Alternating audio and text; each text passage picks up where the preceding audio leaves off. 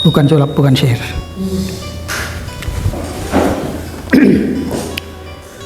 Assalamualaikum warahmatullahi wabarakatuh. Alhamdulillahirabbil alamin. Wassalatu wassalamu ala man la nabiyya ba'da Muhammadin sallallahu alaihi wasallam. Pernah mendengar Dewi Sartika? Pernah mendengar Ibu Kartini? Jadi Dewi Sartika itu kegiatannya sama dengan Ibu Kartini. Kalau Ibu Kartini itu banyak menulis surat ke teman-temannya di Belanda, di mana-mana, sehingga dibukukan menjadi habis gelap terbitlah terang. Tetapi juga Kartini itu mengajar sekolah perempuan, sama dengan Dewi Sartika. Dewi Sartika itu karena melihat situasi bahwa anak perempuan pada zaman itu sangat susah sekolah, bahkan tidak boleh sekolah. Kalau laki-laki zaman itu susah sekolah, kalau bukan anaknya Menak itu ya kira-kira bangsawan, atau anaknya pejabat, atau kalau sekarang itu PNS, pegawai negeri, itu juga susah sekolah. Hanya saja etnisnya berbeda. Kartini itu orang Jawa, lahir di Rembang, tapi kalau Dewi Sartika ini orang Sunda yang lahir di Cicalengka pada tanggal 4 Desember 1884. Jadi Dewi Sartika ini lahir di Cicalengka, Jawa Barat, 4 Desember 1884. Bapaknya adalah Patih Bandung. Ya, jabatan Patih itu tinggi. Selain itu dia juga bangsawan. Nah, memang biasanya jabatan tinggi itu hanya dimiliki oleh kaum bangsawan. Kalau bagi rakyat jelata kayak saya, kamu semuanya itu nggak bakal jadi pejabat kalau zaman Belanda dulu. Jadi Kartini ini anak pejabat, turunan bangsawan, sehingga hidupnya tidak kesulitan. Hanya saja maaf, saya tadi nyebut Kartini ya. Dewi Sartika ini adalah anak bangsawan dan bapaknya menjadi patih di Bandung. Hanya saja ketika usia Dewi Sartika ini 8 tahun, bapaknya kena kasus. Jadi bapak Dewi Sartika ini namanya Raden Ronggo Somanegara, dituduh memberontak oleh Belanda, sehingga bapaknya Dewi Sartika ini ditangkap dan dibuang ke dekat rumahnya Aan ini, Ternate sana. Dengan rumahnya Akbar ya, Pak, di Ternate sana. Kan jauh kan dari Jawa Barat, dibuang ke Ternate. Karena dibuang, ibunya ikut. Jadi bapak ibunya, kakeknya juga dibuang ke Ternate, sehingga Dewi Sartika dengan saudara-saudaranya itu nggak ada bapak, nggak ada ibu, dititipkan ke rumah pamannya. Cuma, nah ini cumanya, karena pamannya ini juga pejabat, dia takut kalau merawat anak-anak ini, merawat Dewi Sartika, dianggap dia juga membela bapaknya Dewi Sartika. Karena bapaknya Dewi Sartika kan dituduh memberontak. Jadi kalau anak-anaknya dipelihara dengan baik, takutnya dia nanti jabatannya juga digeser kan gitu. Sehingga Dewi Sartika sejak itu diperlakukan sangat jelek sekali. Jadi dia itu dianiaya, disuruh kerja yang keras-keras, padahal perempuan. Jadi sejak bapak ibunya dibuang ke Ternate, Dewi Sartika ini mengalami hidup yang tidak nyaman. Tetapi sebagai anak yang cerdas, dia itu kalau bermain gitu, main sekolah-sekolahan, jadi dia jadi gurunya. Jadi rupanya sejak kecil Sartika ini kepingin jadi guru. Jadi ketika diperlakukan tidak baik itu, dia juga masih tetap rajin mengaji, dia tetap rajin belajar, karena sebelum ditinggal bapaknya kan dia sekolah itu, karena sebagai anaknya patih. Dibanding dengan anak-anak perempuan atau anak laki-laki yang lain itu tidak ada yang sekolah. Jadi Sartika ini ya pintar membaca, pintar menulis, sehingga teman-temannya itu kalau dapat surat, Sartika itu disuruh membacakan. Bahkan ada teman perempuannya itu karena dia pacaran dengan orang lain, nulis surat itu disuruh baca Sartika. Kalau kirim surat, Sartika yang nulis, karena hampir semuanya itu buta huruf.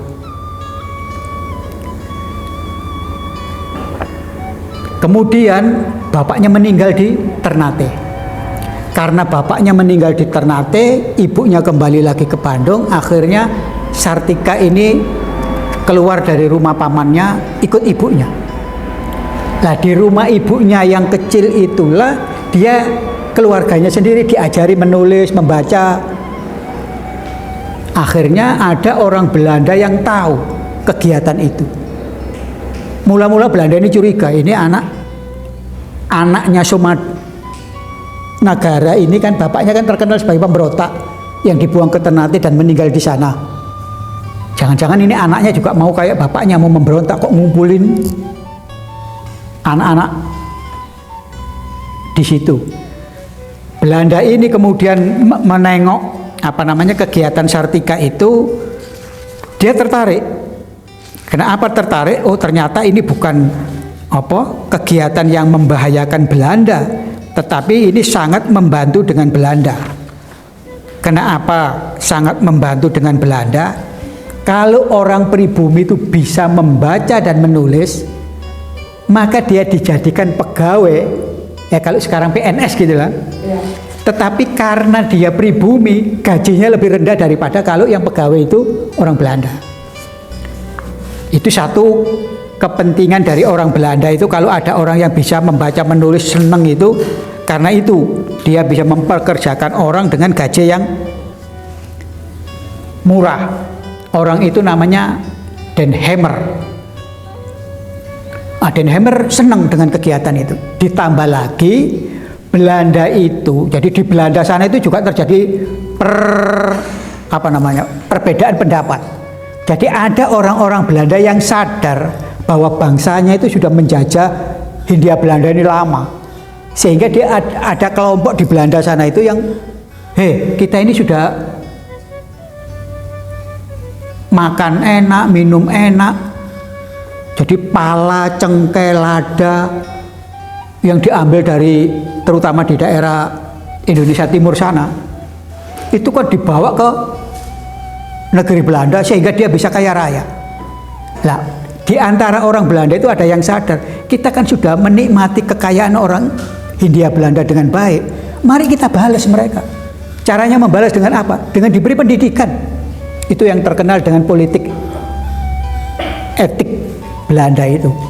Nah, dengan adanya kegiatan adanya arus pendapat seperti itu di negeri Belanda, si Helmer ini senang. Oh, bagus juga ini, sama dengan kehendak dari beberapa orang Belanda yang kepingin orang Indonesia atau Hindia Belanda, Indonesia waktu itu belum ada ya, masih Hindia Belanda itu diajar membaca menulis. Akhirnya Helmer bilang, ayo kamu ke Patih Bandung untuk mengungkapkan pendapatnya itu. Jadi dia diterima oleh Patih Bandung yang ternyata juga masih pamannya. Saya mau mendirikan kegiatan sekolah dan pamannya ini suka, sehingga dia diberi tempat gini nih, tapi di depan kantor kepatihan di Bandung itu. Dikumpulkanlah anak-anak itu sebanyak 60 orang, diajari menjahit, diajari melukis. Bahkan Dewi Sartika ini pernah belajar membatik ke saudaranya Kartini di Jepara sana, namanya Kardina. Kan ada saudaranya Kartini itu, ada yang namanya Kardina, itu Dewi Sartika belajar membatik di sana. Nah, setelah pintar ya diajarkan kepada murid-muridnya. Tambah lama muridnya tambah banyak, tempat yang disediakan di Kepatihan itu tidak cukup, sehingga dia pindah ke tempat lain. Dengan uang yang ditabung dia membeli suatu areal begitu, juga disumbang oleh pamannya yang sebagai pejabat, mendirikan sekolah. Diberi nama sekolah istri. Istri itu ya kalau bahasa Sundanya itu ya perempuan lah. Jadi sekolah perempuan. Maju. Sampai akhirnya ada pendidik dari Sumatera itu datang belajar, dan kemudian dia mengikuti seperti itu. 10 tahun kemudian nama sekolah istri itu menjadi sekolah kesadaran istri. Jadi tambah banyak pengikutnya, muridnya itu. Ya pelajarannya membaca, menulis, berhitung, dan keterampilan. Menjahit, menyulam, membatik, memasak gitu. Tetapi kegiatan dari Dewi Sartika itu dibenci oleh karangan bangsawan. Ini perempuan-perempuan kok dikumpulkan, diajari ilmu itu nyaingi kita. Jadi dulu rakyat itu kan nggak boleh sekolah, yang sekolah kan bangsawan. Jadi kaum bangsawan itu merasa kalau ada rakyat bisa pinter, nanti nyaingi kita. Jadi Sartika itu juga dibenci. Tapi Sartika tetap saja menjalankan kegiatannya itu dengan baik. Sampai akhirnya di Cianjur, di Sumedang, di Tasik itu jadi sekolahnya berkembang besar gitu. Tetapi ketika Jepang datang, Indonesia dijajah oleh Jepang, sekolahnya ini bubar. Jadi sekolahnya ini bubar. Apalagi kamu pernah mendengar Bandung Lautan Api? Pernah. Itu terjadi suatu peristiwa, Bandung itu dibakar. Kenapa dibakar? Karena Belanda supaya tidak menduduki aset-aset penting di sana, oleh para aktivis itu dibakar sehingga terkenal menjadi Bandung Lautan Api. Tutuplah sekolahnya Sartika ini, dan Sartika juga melarikan atau mengungsi ke Ciamis. Di sana dia sudah mulai sakit-sakitan. Setelah dia menikah dan kemudian suaminya meninggal, terjadi peristiwa Jepang menjajah, dia sakit-sakitan, akhirnya Sartika meninggal di Ciamis pada tahun 1947. Jadi kalau dia lahir 1884, dia meninggal 1947, usianya itu 63 tahun. Jadi kegiatan Sartika ini belajar mengajar itu sampai usia dia 63 meninggal. Jadi masih lumayan, Sartika ini agak tua. Tapi kalau Kartini meninggal umurnya berapa? 25 tahun. Jadi apa pelajaran yang bisa kamu ambil? Umur pendek, umur panjang itu tidak penting. Yang penting adalah kegiatan kita bermanfaat bagi masyarakat sekitar. Kartini umur 25 tahun, tapi sampai hari ini dipelajari orang. Manfaatnya masih sampai hari ini, padahal sudah 100 tahun loh meninggalnya Kartini. Ya kan? Tapi beliau itu cuma umur 25 tahun. Kan pendek itu dibanding dengan Sartika yang 63 tahun. Tetapi tetap menjadi bermanfaat kegiatannya itu. Baik Sartika yang umurnya 63 tahun sampai sekarang kegiatannya itu dikenang orang. Demikian pula Kartini walaupun umur 25 tahun tetap dikenang orang. Jadi apa? Kata kuncinya, umur panjang, umur pendek tidak penting. Yang penting itu apa? Kegiatan yang kita lakukan itu bermanfaat bagi sesama. Nah ini ada pertanyaan begini, kenapa sih Kartini dan Sartika itu kok mendidik kaum perempuan? Kenapa? Ayo, teman-teman yang perempuan bisa jawab. Kenapa Kartini dan Sartika itu kok mendidik kaum perempuan? Biar perempuan jadi kita. Nah, karena zaman itu perempuan itu tidak boleh sekolah. Ya. Kalau ditanya kenapa perempuan itu tidak boleh sekolah, karena pikiran orang tua zaman itu sangat pendek dan sempit. Kenapa? Perempuan itu Nanti begitu akil balik, sudah dewasa, dinikahkan. Setelah menikah jadi ibu rumah tangga di rumah kan. Jadi untuk apa sekolah pinter-pinter? Itu pikiran orang zaman dulu itu. Jadi nggak usah sekolah. Toh nanti jadi ibu rumah tangga. Padahal kamu sebagai perempuan harus sadar. Jadi ibu rumah tangga itu apakah dia tidak harus mengelola uang belanja? Mengelola atau tidak? Lah kalau mengelola itu kan kamu harus ngerti berhitung. Lah kalau enggak kan kamu ditipu orang kan? Beli cabai uangnya 50 cuma dikembalikan 5.000 misalnya. Ya, 1 kilo. Nah, itu kalau dari segi belanja, dari segi melahirkan anak-anak. Kalau perempuan itu tidak mempunyai ilmu dasar kesehatan, ketika dia hamil dia tidak mengerti makan apa yang harus baik supaya anak atau baninya itu sehat. Walafiat. Ya kan? Begitu nanti anak ini lahir, guru pertama di dunia ini siapa? Hah? Ibu terutama. Ya bapak dan ibu, tapi pertama dan yang paling dekat itu ibu. Lah kalau perempuan itu tidak diberi pemahaman ilmu pendidikan atau ilmu tentang sopan santun untuk mengajarkan kepada anaknya, tahu dari mana? Ya. Jadi itu yang ada di dalam pikiran Kartini dan Sartika, bahwa perempuan itu harus pinter, harus dididik. Karena apa? Dia pertama kali menjadi guru pertama bagi anak-anaknya itu ya perempuan, ya ibu. Itu harus kamu sadari. Kenapa sih Kartini dan Sartika itu begitu giat walaupun ditentang oleh orang sekitarnya? Ngapain ngajar-ngajari begitu? Itu nggak pantas, itu perempuan ngajar-ngajar begitu. Itu dia tetap semangat. Enggak, ini penting. Nah, saking pentingnya itulah sampai hari ini, coba zaman Kartini dan Sartika hidup itu banyak atau sedikit perempuan? Banyak. Tapi kok yang terkenal cuma Kartini dan Sartika? Perempuan yang lain kemana? Hilang begitu aja kan? Hidup senang-senang, mati, hilang namanya. Tapi seorang Kartini dan Sartika begitu sangat dihormati orang sampai hari ini. Itu kira-kira yang menjadi latar belakang kenapa Kartini dan Sartika itu sangat giat di dalam memberi pelajaran sekolah. Jadi bagi kamu semuanya mudah-mudahan terinspirasi bahwa kamu nanti itu menjadi perempuan-perempuan yang tangguh, paling tidak di dalam keluargamu. Sekarang saya tanya, pemilik pesantren ini laki apa perempuan? Perempuan. Laki-laki dan dulunya Hah?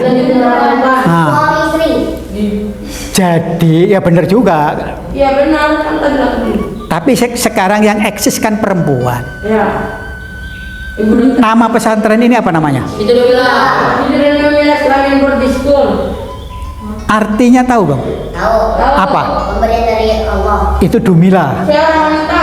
Kalau yang Siti? Siti. Ah, itu kan nama, ya itu perempuan ya. Siti itu kan nama perempuan. Nah, dan yang memiliki pesantren ini perempuan. Siti itu singkatan dari Sri Teddy Rusdi. Jadi memang lagi perempuan ya. Siti itu singkatan Sri Teddy Rusdi. Dumila itu artinya bahasa Jawa. Dum itu dundum, dundum itu pemberian. Lah itu Allah. Jadi pemberian Allah.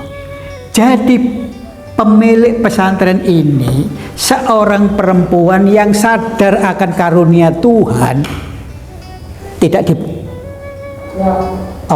dipegangi sendiri, tapi dibagikan lagi. Jadi dundum itu kan pembagian, jadi pemberian Tuhan diberikan lagi kepada masyarakat.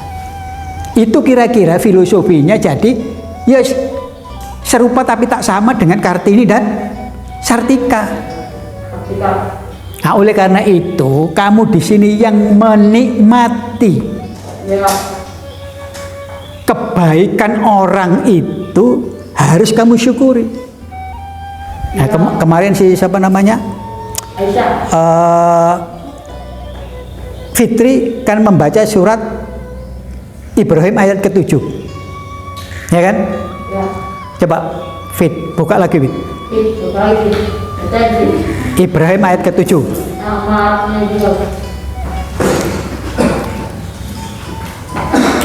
Ayo, yang perempuan laki-laki. Berapa? Ibrahim itu surat ke-14, ayatnya ke-7. Ayat ke-7 ya, Pak? Ya, Ini ada. coba artinya kamu baca. Nanti Fitri Arabnya, kamu artinya. Baca artinya. Saya sudah aja. Baca, siapa? Fitri. Enggak, kamu artinya dulu ya. Kalau Fitri nanti sudah ketemu, beritahu ya Fit. Artinya, dan ingatlah ketika Tuhanmu memaklumkan sesungguhnya jika kamu bersyukur, niscaya aku akan menambah nikmat kepadamu. Tapi jika kamu mengingkari nikmatku, maka pasti azabku sangat berat. Terima kasih. Sudah ketemu Fit? Belum. Coba dibaca.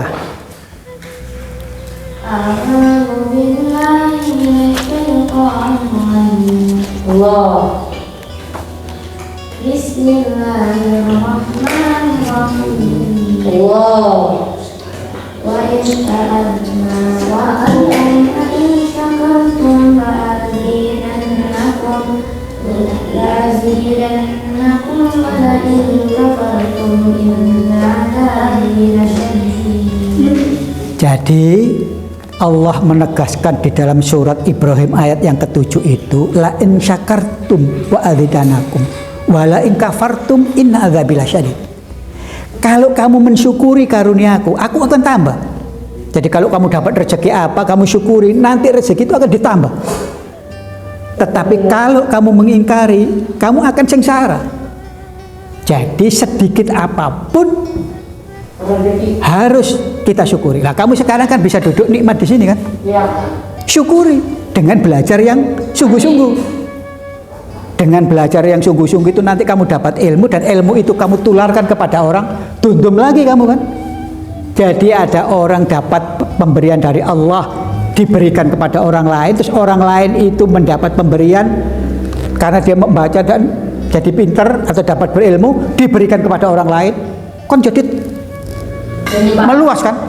Satu orang, katakanlah kalau di dalam kelas ini saja, berapa ini? 14. Ayo, tadi satu orang memberi ke 14 orang itu nanti memberi lagi, kan jadi banyak tambah banyak. Itulah yang disebut kebaikan itu.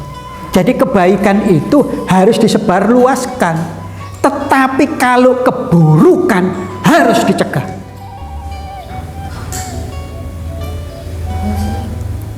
Itu kira-kira yang bisa saya sampaikan tentang siapa? Dewi Sartika. Jadi kalau ada pertanyaan kenapa Sartika dan Kartini itu begitu sangat getol mengajari perempuan, karena perempuan itu adalah menjadi kunci. Nabi saja kan ngomongnya begitu kan. Ketika ada orang ditanya kepada, kalau saya mempunyai sesuatu, kepada siapa? Ibumu. Kepada siapa aku? Ibumu. Sampai 3 kali. Baru kepada bapakmu. Jadi begitu pentingnya. Nanti makanya kalau selesai dari sini, nanti kalau dibuka surat Luqman ya, nanti di Luqman itu dibaca, kamu akan tambah pemahamanmu bagaimana Allah mengapresiasi seorang ibu dan orang tua, bapak dan ibu. Itu kira-kira yang bisa saya sampaikan. Mudah-mudahan ada manfaatnya bagi kita semua, sehingga kita menjadi petarung-petarung di dalam dunia pendidikan. Wallahu muwafiq ila aqwamit thoriq, wabillahi taufiq wal hidayah. Wassalamualaikum warahmatullahi wabarakatuh. Waalaikumsalam warahmatullahi wabarakatuh.